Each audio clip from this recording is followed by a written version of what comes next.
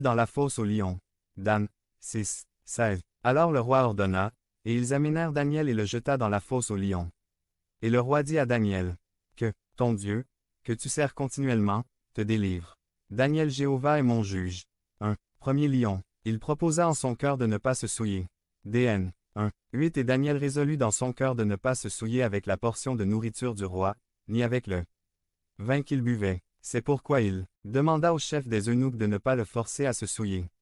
Ne pas se souiller avec la nourriture du roi, qui était d'abord offerte aux idoles, donna à Daniel la sagesse, la compréhension, la perspicacité et l'autorité en Dieu pour pouvoir quitter victorieux dans le voyage qui l'attendait, que cela ne serait pas facile, que cela comporterait de nombreux défis, qu'il fallait un véritable engagement envers Dieu pour ne pas changer la protection de celui qui a été vaincu pendant des siècles, et qu'à part lui, il n'y a personne d'autre, aux prises avec le prix de la vie dans un monde qui ne lui appartenait pas et auquel il était étranger.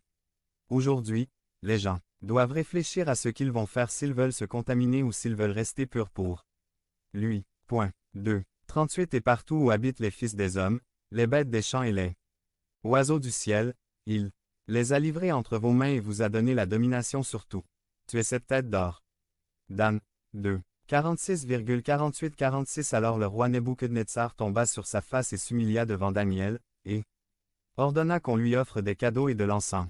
48. Alors le roi magnifia Daniel, et lui donna de nombreux honneurs et de grands cadeaux, et le nomma gouverneur de toute la province de Babylone et chef suprême de tous les sages de Babylone. 2. Deuxième lion. Il n'avait pas peur de prononcer la parole de Dieu.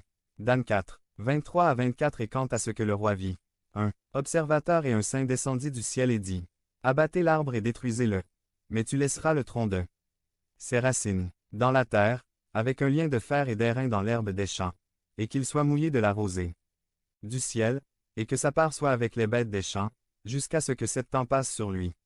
24. Voici l'apostrophe. Interprétation, au roi, et la sentence du Très-Haut, qui est tombée sur mon Seigneur le roi. Dan 4. 27. Démontre quelque chose de merveilleux maintenant, moi, Nebuchadnezzar, je loue, magnifie et glorifie le roi des cieux, pour toutes ses œuvres sont vraies et ses voies justes, et il peut humilier ceux qui marchent avec orgueil. 3. Troisième lion. Je ne recherche ni gloire ni reconnaissance. Dan 5. 16 à 17. J'ai entendu dire que vous pouviez donner des interprétations et résoudre les difficultés. Si tu peux maintenant lire cette écriture et me donner son interprétation, tu seras vêtu de pourpre, et tu porteras un collier d'or à ton cou, et tu seras le troisième seigneur du royaume. 17. Alors Daniel répondit et dit devant le roi, tes dons soient à toi.